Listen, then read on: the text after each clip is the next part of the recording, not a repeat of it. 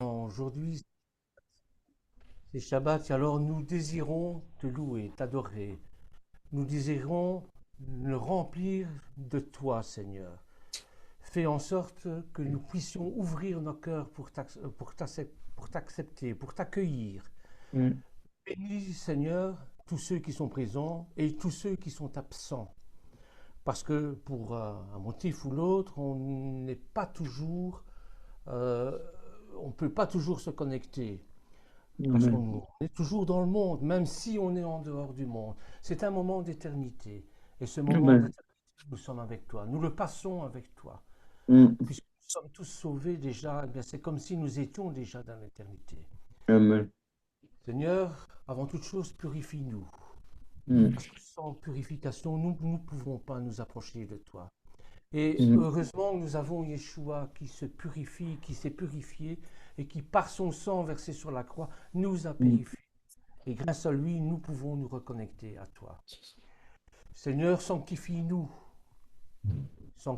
mets-nous à part pour ton Mm. service, pour que nous Mm. puissions te servir, te louer, t'adorer Mm. de nous, Mm. pour que nous puissions faire en sorte que nous puissions marcher selon ta volonté, écouter ta parole, se mettre à l'écoute et aussi pratiquer les ordonnances que tu nous as mis sur le cœur. Mm. Bénis Seigneur aussi et protège aussi cette réunion. Tu nous as dit que là où deux ou trois étaient réunis, que tu étais Oh, parmi Papa, Amen. nous. Et nous sentons ta shrina, Seigneur. Nous sentons ta présence. Elle est Mm. vraiment. Mm. Seigneur, je te remets aussi tous ceux qui sont malades. Mm. Malades par le corps, malades par l'esprit, malades par leur âme aussi. Mm. Seigneur, guéris-les ou fais en sorte que nous puissions apporter les paroles de réconfort qu'ils ont besoin. Mm. Ce n'est pas nous qui allons les réconforter, mais c'est toi à travers nous. Nous nous Amen. mettons entièrement à ton service, Seigneur. Ce n'est Mm. plus nous qui vivons avec notre chair, avec notre Mm. vieille Mm. nature. C'est Cette vrai, vieille Amen. nature a été crucifiée sur la croix par Yeshua, par ton Fils bien-aimé, Seigneur. Mm. Mais Mm. c'est surtout ce vide que nous faisons en nous pour que nous Mm. puissions recevoir ton esprit. Amen. Amen. Amen. Alors voilà. Amen. Eric, Amen. Oui. toi, Amen. de louange. Je demanderai juste une chose pendant la louange et pendant les prédications, que ce soit la mienne ou celle de Michel ou Bernard, si vous pouvez juste couper vos sons pour éviter les perturbations, parce qu'il n'y a qu'un seul canal audio. Merci à vous.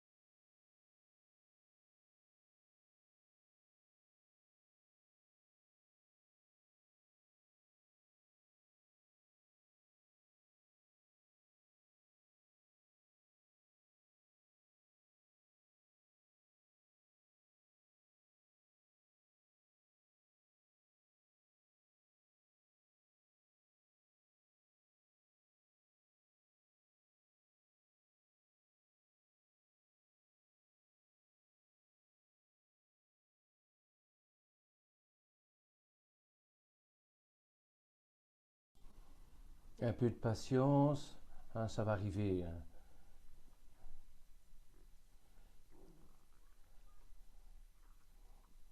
Eric n'a pas l'habitude, donc laissons-lui le temps de. Hein.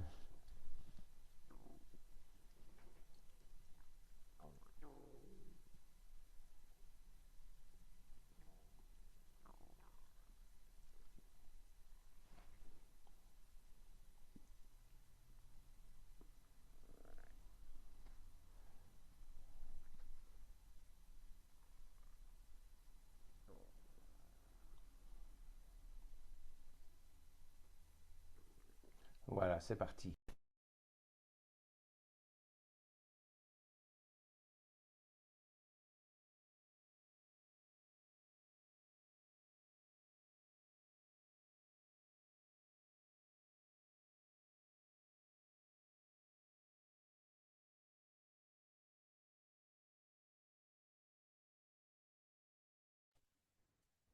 Vous entendez la louange?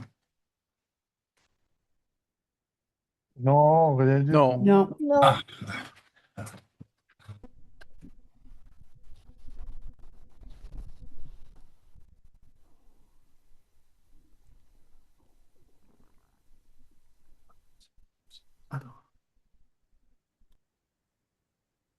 ah, t'as oublié, c'est pas trop fort. Ah oui, voilà. Désolé. Les principales. Ouais, bien. Ok.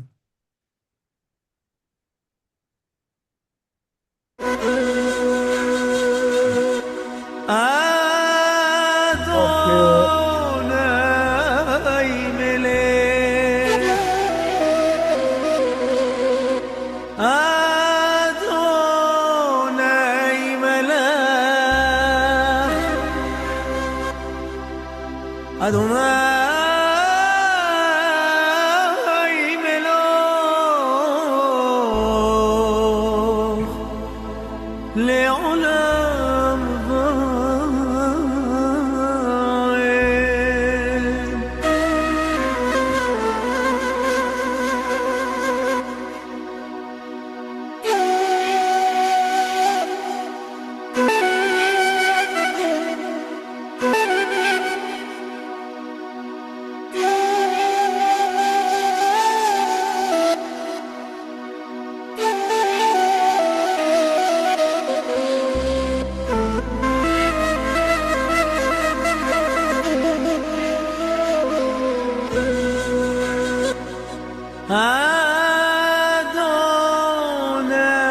אדוני מלך,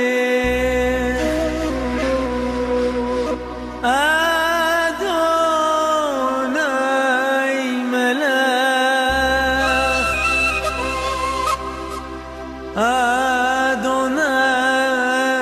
אדוני מלוך, לעולם ועד.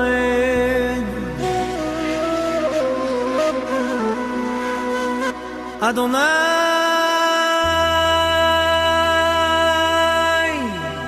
הו, האלוהים, אדוני,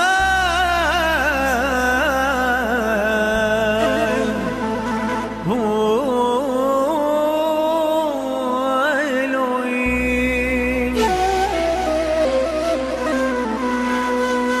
אדוני,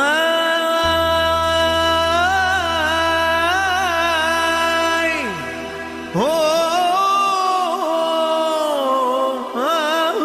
האלוהים, אדוני,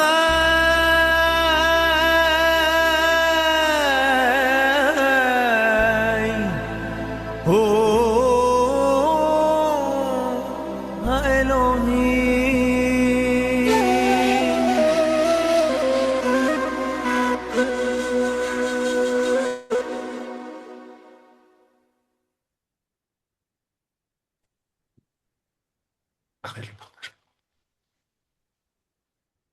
voilà.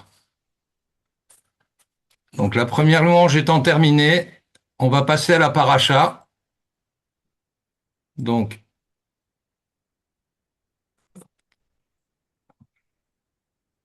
est-ce que vous voyez bien le texte? Oui. Oui, ok. Donc aujourd'hui, nous allons parler de la paracha de Yitro, qui est appelé en français Jéthro, c'est son nom en français. Il est le beau-père de Moïse et le prêtre de Médian, mentionné dans le livre de l'Exode. Il est également le père de Tsipora, la femme de Moïse, l'épouse de Moïse, et le grand-père de Gershom et Eliezer, qui sont les enfants de Moïse et de Tsipora. Ensuite, après, donc, nous allons passer à l'étude. Alors, voilà. Nous allons passer donc à l'étude du chapitre d'Exode au chapitre 18 jusqu'au chapitre 20, verset 26. Le chapitre d'Exode 18 décrit la visite de Jéthro, le beau-père de Moïse, qui vient de rejoindre Moïse dans le désert, près de la montagne de l'Éternel, après avoir appris les grandes œuvres de Dieu pour Israël. Il amène avec lui sa fille, femme de Moïse, et leurs deux fils Gershom et Eliezer, dont les noms rappellent la ville d'exil de Moïse et la protection divine. Jéthro se réjouit du salut d'Israël et offre des sacrifices à l'Éternel, auxquels Aaron et les anciens d'Israël participent. Le lendemain, Moïse juge le peuple du matin au soir, ce qui inquiète Jéthro.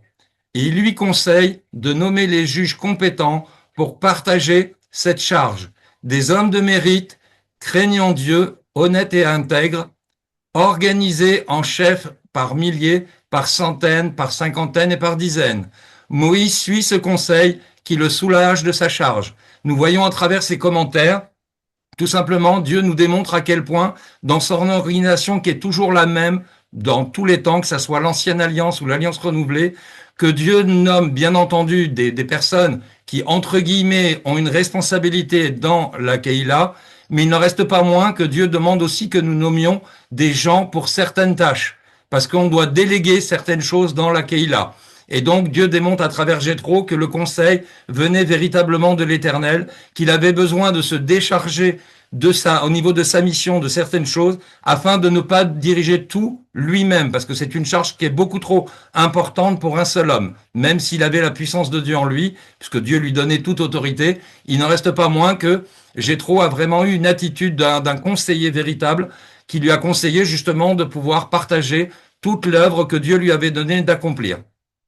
Ensuite, dans Exode 20, versets 1 à 26, Dieu révèle les 10 commandements depuis la montagne, commençant par la proclamation de lui-même comme le Dieu qui a fait sortir Israël d'Égypte. Les commandements établissent les fondements de la relation entre Dieu et son peuple, l'unicité divine, le respect du nom sacré, le repos du Shabbat, l'honneur des parents et les interdits contre le meurtre, l'adultère, le vol, le faux témoignage et la convoitise. Le peuple est effrayé par la manifestation divine, et ce qui est normal parce que quand Dieu se présente, c'est une manifestation qui peut faire peur quand le cœur et l'esprit n'est pas prêt à recevoir, alors que Moïse, lui, était déjà préparé depuis longtemps. Et bien entendu, il y a des tonnerres, des flammes, de la fumée, donc il demande à Moïse de parler à leur place parce que eux ne supportaient pas ce que Dieu pouvait témoigner. La puissance de Dieu était tellement forte qu'ils ne supportaient pas le cri qui pouvait sortir de la parole de Dieu, parce que c'est un cri puissant et une autorité tellement puissante qu'on ne peut pas la supporter si on est un simple être humain et qu'on n'est pas préparé à ça. Dieu réaffirme son autorité et donne des directives pour le culte. Pas de Dieu en argent ou en or. Un autel en terre ou en pierre non taillé, sans marche, afin que le culte soit pur et respectueux.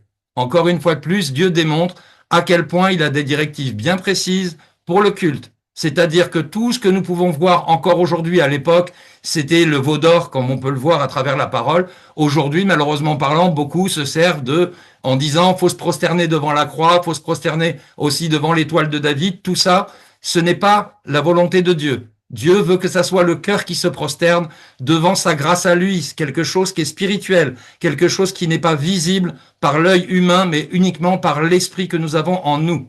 Et c'est pour ça que Dieu défend les dieux faits d'argent et d'or ou des autels qui ne sont pas faits véritablement comme lui le désire, parce que c'est un Dieu pur et qui veut le respect par rapport à la grâce et par rapport à son autorité à lui. Ensuite, à travers le prophète Ishaïar, au chapitre 6 et 7, l'Écriture commence par une vision prophétique d'Ésaïe qui a un lieu l'année de la mort du roi Osias, alors qu'il se trouve dans le temple de Jérusalem. Il voit le Seigneur assis sur un trône élevé, dont les pans de son vêtement remplissent le sanctuaire. Autour de lui, des séraphins à 6 ailes, se couvrant le visage et les pieds, proclament « Saint, Saint, Saint est l'Éternel des armées ».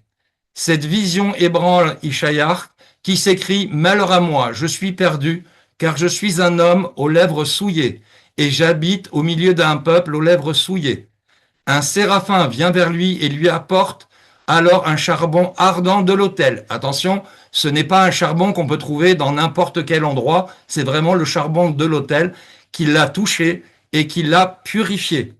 Et donc le séraphin lui dit « Voici, ceci a touché tes lèvres, ton iniquité est ôtée et ton péché est expié. » Donc ça veut dire qu'il a rendu pur, Ishaïar, à ce niveau-là, qui lui ne se sentait pas digne. Mais par la suite, l'Éternel lui demande « Qui enverrai-je » Et Ésaïe répond, et vous voyez la transformation, il ne se sentait pas digne, là il vient répondre, me voici Seigneur, envoie-moi. Ce qui prouve que là, il a été transformé dans son attitude, dans sa vie, il a été transformé dans sa vie, l'Éternel lui a pardonné et il se sent maintenant digne. Le Seigneur lui demande, alors, pardon, excusez-moi, alors en entendant, vous entendrez, mais vous ne comprendrez pas. En voyant, vous verrez, mais vous ne connaîtrez pas, car vos cœurs sont endurcis, vos oreilles sont lourdes, vos yeux sont fermés, afin qu'ils ne se convertissent pas et ne soient pas guéris. Cette image nous rappelle le peuple juif qui a été aveuglé volontairement par l'Éternel, non pas comme une punition, mais qui était aveuglé volontairement parlant pour que les païens puissent rentrer sous la grâce de l'Éternel. En tout cas, c'est l'image que je vois à travers ce genre de versets que nous pouvons parcourir dans les prophéties, comme quoi Dieu témoigne bien avant l'accomplissement, témoigne de ce qui va se passer dans les temps futurs et messianiques pour le peuple d'Israël, qui a subi, malheureusement parlant, à cause d'un cœur endurci, a subi le voile de Dieu pour ne pas reconnaître leur merci de façon temporaire. Mais plus tard, ils reconnaîtront celui qu'ils ont percé, comme il est dit dans les Écritures. Ce passage s'inscrit dans une période de crise nationale, au moment du déclin du royaume de Juda, et annonce le rôle d'Ésaïe, le prophète, chargé de dénoncer l'idolâtrie et la corruption morale, tout en annonçant une purification future. Vous voyez que là, non seulement nous avons la vision de quelque chose sur place, mais nous voyons également une purification future d'Israël qui va plus tard, bien entendu, être choisie pour amener le Messie qui va venir sur terre pour pouvoir délivrer de façon définitive tous les êtres humains du péché. À travers Ésaïe 9, 5 à 6, le passage d'Ésaïe est l'un des textes prophétiques les plus célèbres de l'Ancienne Alliance. Il décrit la naissance d'un enfant annoncé comme une figure royale et divine, sur lequel repose le gouvernement qui porte des titres d'une portée théologique profonde. Ce verset est central dans la tradition chrétienne, comme annonce messianique de Yeshua HaMashiach, bien que son interprétation fasse l'objet de débats dans les cercles académiques. Mais il n'en reste pas moins que dans le contexte historique et littéraire, Ésaïe prophétise au 8e siècle avant Yeshua, dans un contexte de crise politique et spirituelle pour le royaume de Juda. Le passage d'Ésaïe 9 fait suite à une période d'obscurité et d'oppression, mentionnée précédemment dans Ésaïe 8, où le peuple vit dans la peur des invasions assyriennes. Le verset 9, quant à lui, parle d'une grande lumière apparaissant dans la Galilée des nations, une remarque marquée par l'exil et la souffrance. L'annonce de la naissance d'un enfant à travers Ésaïe 9.5 s'inscrit dans la conformité prophétique de la prophétie d'Emmanuel, Ésaïe 7.14, où un signe est donné à Achaz, une jeune femme concevra et appellera son fils Dieu est avec nous, donc qui veut dire en hébreu Emmanuel, enfin Immanuel. Cette figure royale est donc à la fois un signe de délivrance immédiate, mais en même temps une espérance eschatologique messianique. L'analyse des titres messianiques, à travers le verset 9-6, attribue à l'enfant 4 titres profondément symboliques. Et là, vous allez voir à travers les titres qui sont donnés, ce sera une preuve inconditionnelle que Yeshua est bien Dieu lui-même. En tout cas, il est dans la présence de Dieu et il ne forme qu'un avec le Père. Parce que les titres qui lui sont annoncés sont conseiller admirable, Pélé Joëz. Il incarne la sagesse divine, capable de guider avec discernement et miracle. Son conseil dépasse l'humain et il reflète la sagesse de Dieu à travers 1 Corinthiens chapitre 1 verset 24. Ensuite, nous avons bien entendu Dieu fort, El Gibor. L'expression hébraïque El Gibor est appliquée à Dieu ailleurs dans la Bible, au Deutéronome 10 verset 17.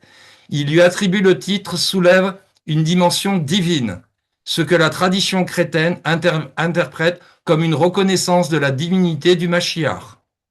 Ensuite, après, il y a le titre de Père éternel, et c'est là encore une fois de plus où ça prouve que Yeshua fait bien une seule unité avec le Père.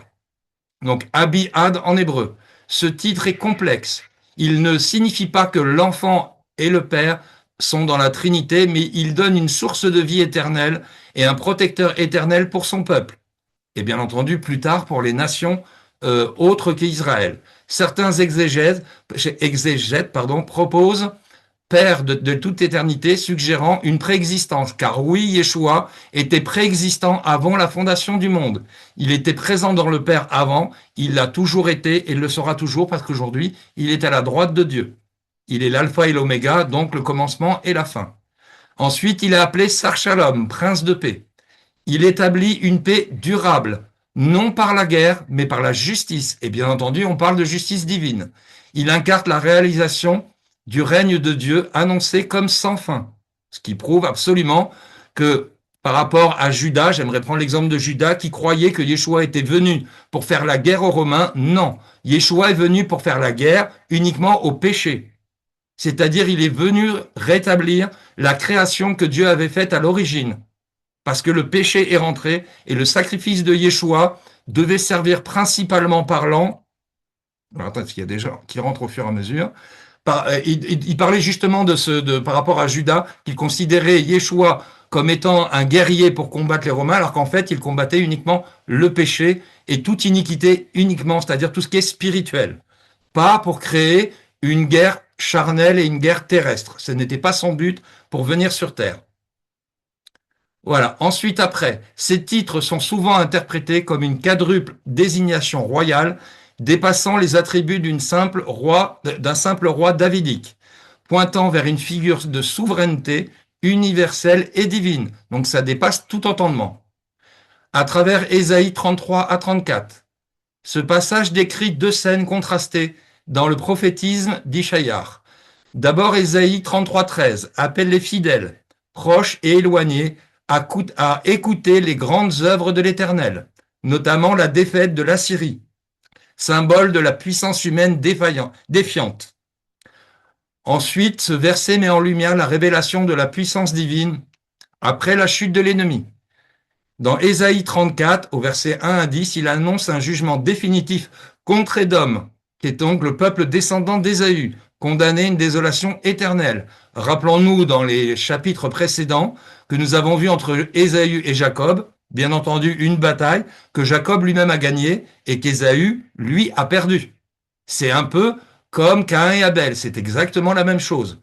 Quelqu'un qui a donné véritablement un sacrifice à Dieu est reconnu, l'autre ne l'est pas. La même chose pour Jacob et Ésaü. Jacob, lui, s'est battu pour l'Éternel, alors qu'Ésaü s'est battu pour sa propre chair. Dieu nous met encore en parallèle l'histoire de celui qui fait la volonté de Dieu comparé à celui qui fait sa propre volonté. Et donc, c'est malheureusement une condamnation et une désolation éternelle de vivre selon notre propre chair et notre propre conviction. Mettons toujours Dieu en avant, ce que Jacob a fait et ce que Ésaïe aussi a fait. Et Yeshua encore plus. Son pays deviendra une terre brûlante, remplie de poids et de soufre, où la fumée montera sans fin et où les créatures sauvages et les démons s'installeront. N'oserais-je rétablir l'histoire de Sodome et Gomorrhe, où le soufre et le feu sont toujours résidents. La malédiction est toujours présente sur ces terres. Eh bien, on voit à travers ce peuple et ce pays que la terre est brûlante, remplie de poids et de soufre. La même image qui a été donnée à Sodome et Gomorrhe. Donc on voit la malédiction tomber. Ce jugement final souligne l'irréversibilité de la justice divine et la nécessité de la conversion et de la repentance.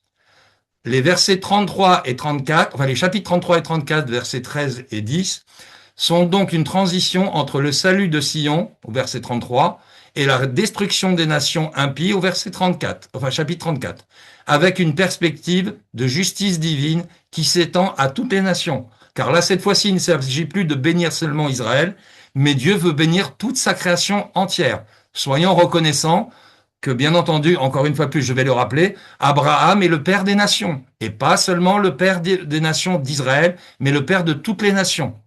Que son nom soit véritablement béni, j'ose le dire, puisque, bien entendu, Abraham a reçu cette grâce de la part de l'Éternel d'être considéré comme le père d'une multitude, le père de plusieurs nations, et que même Dieu déclare que les étoiles dans le ciel ne surpasseront pas toutes les nations qui sortiront d'Abraham, et autant de nations qui sortiront de Yeshua et de la foi. À travers l'évangile de Marc au chapitre 14, versets 60 à 65, nous voyons un contexte du passage par rapport à Yeshua devant le Sanhédrin. Le passage de Marc 14, 60-65 s'inscrit dans le récit de la passion de Yeshua. Immédiatement après son arrestation au jardin de Gethsémané, Yeshua est conduit devant le Sanhédrin, le tribunal suprême juif composé de grands prêtres, d'anciens et de scribes et de pharisiens en tout genre, qui cherchent à le condamner à mort. Mais par-dessus tout ça, il y a un contexte immédiat qui montre que les autorités religieuses n'ont pas trouvé de témoignage valable contre Yeshua, malgré les fameux témoins qui réclament, quand on condamne quelqu'un, que des témoins soient désignés. Les témoins se sont tous contredits, ce qui prouve que la condamnation de Yeshua n'est pas valable. Même si elle doit être établie et permise par Dieu, elle n'est pas valable dans son contexte. Pourquoi? Parce que Yeshua n'avait aucunement péché. Il a péché aux yeux des hommes, mais pas aux yeux de l'Éternel. Et la preuve, s'il avait péché véritablement, son sacrifice n'aurait pas été considéré comme digne. Cette scène marque un tournant dont le grand prêtre prend alors la parole pour interroger Yeshua directement. L'analyse des versets au chapitre 60-61, verset 60-61, le silence de Yeshua et l'interrogation du grand prêtre. Alors le grand prêtre, se levant au milieu de l'assemblée, interrogea Yeshua. Ne réponds-tu rien? Qu'est-ce que ces gens témoignent contre toi? Malgré tout ça, il gardait le silence et ne répondit rien. Le grand prêtre l'interrogea de nouveau. Il lui demande, es-tu le Christ, le Fils du Dieu vivant, du Dieu béni? Le silence de Yeshua est significatif. Il ne répond pas aux accusations mensongères, conformément à l'image du serviteur souffrant dans Ésaïe 53:7. Car comme une brebis que l'on mène à l'abattoir, il n'ouvra pas la bouche. Donc la prophétie vient encore une fois de plus s'accomplir. Comme quoi les choses que l'Éternel nous témoigne à travers les prophètes sont véritables et complètes. Tout ce que l'Éternel a prophétisé, toutes ces paroles-là seront accomplies ou ont déjà été accomplies. Ce silence n'est pas un signe de passivité, mais une maîtrise volontaire. Yeshua ne se justifie pas devant un tribunal injuste. Mais malgré tout ça, la deuxième question se pose solennellement par le grand prêtre est un ordre théologique et identitaire. Il vise à l'incriminer pour blasphème, car affirmer être le Fils de Dieu est une revendication divine dans le contexte juif. Et nous voyons à travers ça, justement, que dans l'autorité que nous avons vue tout à l'heure, quand il est appelé Père éternel, quand il est appelé Dieu puissant, quand il est appelé de toutes les qualificatifs qui lui sont donnés comme étant l'image du Père éternel, justement, sont l'image du Fils de Dieu véritable. Donc ce que les pharisiens accusent Yeshua d'être un fils indigne et pas le Fils de Dieu, c'est juste pour remettre son autorité en cause. Et ça, Yeshua ne répond rien du tout. Parce que le but précis, c'est qu'il devait arriver, se sacrifier, tout accepter. C'est vous dire à quel point c'est une grâce pour nous. Parce qu'il aurait pu se défendre, il avait l'autorité pour se défendre. Comme j'ai dit la dernière fois, il aurait pu faire venir des milliers d'anges pour le défendre. Mais son but précis, c'était de donner sa vie pour l'éternité, pour une vie éternelle pour nous qui sommes des êtres humains. Nous ne méritions pas ce sacrifice parce que nous étions des pécheurs à un tel niveau que Dieu aurait pu détruire le monde pour le reconstruire. Mais Dieu a préféré choisir son Fils pour porter à la croix, d'accord, un péché qui dépasse tout entendement. On ne peut pas mesurer ce que Yeshua, aucun être humain ne peut porter ce que Yeshua a porté. C'est un sacrifice ultime. Lui seul pouvait être digne de le porter. Mais ça, comme je l'ai toujours dit, ça ne minimise pas la souffrance. Quand il s'est trouvé devant les pharisiens et que c'était des frères, ils l'ont trahi. Vous voyez, la trahison, c'est pas celle de Judas seulement. C'est pas seulement celle des pharisiens. C'est le fait que quasiment les 3/4 du monde entier étaient là pour l'accuser. Ça fait mal d'être accusé quand on vient donner sa vie gratuitement. Quand nous allons dans des assemblées, que nous prêchons la parole, ça fait du mal d'être trahi et d'être rejeté. Mais sachez, n'oubliez pas que Yeshua, lui, il a vécu le pire des pires. Il a vécu une souffrance que personne n'aurait pu supporter. Alors beaucoup vont me dire, oui, mais il avait le Saint-Esprit. Moi, je l'ai dit, fût-il une période. Il avait le Saint-Esprit pour être couvert de ça. Mais vous croyez que ça minimise la souffrance? Non. Ça lui permet d'accomplir cette souffrance. Mais croyez-moi que, bon, après, je l'ai pas vécu, mais je le ressens au fond de mon cœur, je ne mérite pas, personnellement, cette souffrance qu'il a accomplie. Parce que j'ai été pécheur, fut-il un temps. Sans le sang de Yeshua, je ne suis que poussière et je ne vaux rien devant Dieu. Mais par l'intermédiaire de ce sacrifice, Dieu m'a donné cet amour et cette compassion, il vous la donne à vous aussi. Cet amour et cette compassion que vous devez vivre à travers votre cœur et votre esprit. Comme quoi Yeshua a payé le prix le plus fort. Et pas un prix anodin. C'est le prix le plus fort qui existe sur cette terre. Et c'est vraiment avec le cœur que je vous dis, n'hésitez pas à témoigner de la grâce que nous devons témoigner à Yeshua. Parce que c'est peu de choses comparé à ce que lui a fait envers nous. Donc vraiment, je vous dis avec le cœur, n'hésitez pas à vous sanctifier devant l'Éternel, parce que c'est pour ce prix-là que Yeshua a sacrifié sa vie à la croix. Voilà. Je vais terminer par le psaume 96 sans le lire, parce que je dois aussi laisser la main aux autres frères et sœurs qui doivent partager la parole. L'introduction du psaume 96 est un chant de louange justement universel, invitant toute la terre, toutes les nations, toute la création entière à célébrer la royauté de Dieu. Elle fait partie d'un groupe de psaumes de 93 à 99, connus pour des psaumes de royauté de l'Éternel, qui exaltent Dieu comme un souverain sur toute la création. Ce psaume est marqué par un ton messianique et prophétique, appelant à un culte nouveau et universel. Comme je disais tout à l'heure, c'est pas seulement Israël, c'est toute la création qui doit rendre gloire à Dieu. La structure des versets, je finirai par ça. L'appel universel dans un premier temps, qui est un appel vibrant, chanter à l'Éternel un cantique nouveau, que toute la terre chante à l'Éternel, ce cantique nouveau symbolise une nouvelle ère dans le plan de Dieu, souvent associée à la venue du Mashiach. L'invitation s'étend au-delà d'Israël. Et il s'agit de proclamer la gloire de Dieu parmi les nations. Et c'est ça que nous devons faire en tant que croyants en Christ. Témoigner de la parole de Dieu et de la gloire de Dieu à travers toutes les nations sans exception. Peu importe la nation dans laquelle nous faisons partie. Dieu a donné sa vie pour tout le monde. Ensuite, après, il y a la supériorité de l'Éternel sur les faux dieux. Dieu vient déclarer à quel point il n'y a personne au-dessus de lui. Peu importe les divinités qui correspondent uniquement au néant, parce qu'elles n'existent pas. Elles sont là, on les voit de nos propres yeux, mais aux yeux de l'Éternel, elles n'existent pas. Et c'est ça qu'il faut bien comprendre. Tout ça, Dieu les rejette. Parce qu'il n'en veut pas, c'est un Dieu jaloux, il le dit dans les 10 commandements, c'est un Dieu jaloux qui se refuse à ce que nous puissions servir d'autres dieux. La splendeur et la puissance de la beauté de Dieu sont manifestes, non seulement dans son sanctuaire terrestre, que nous sommes nous, parce que nous sommes le temple de Dieu, mais aussi dans le ciel, c'est-à-dire le temple céleste. Ensuite, il y a l'appel et les nations à l'adoration, versets 7 à 10 du psaume 96.